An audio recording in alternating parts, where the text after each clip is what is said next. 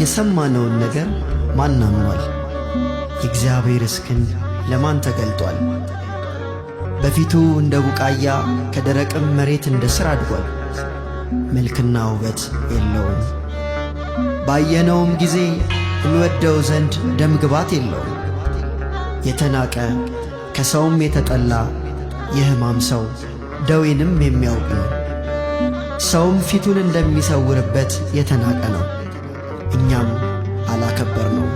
በእውነት ደዌያችንን ተቀበለ፣ ሕመማችንንም ተሸክሟል። እኛ ግን እንደ ተመታ በእግዚአብሔርም እንደ ተቀሰፈ እንደ ተቸገረም ቈጠርነው። እርሱ ግን ስለ መተላለፋችን ቈሰለ፣ ስለ በደላችንም ደቀቀ። የደህንነታችንም ተግሣጽ በእርሱ ላይ ነበረ፣ በእርሱም ቁስል እኛ ተፈወስን።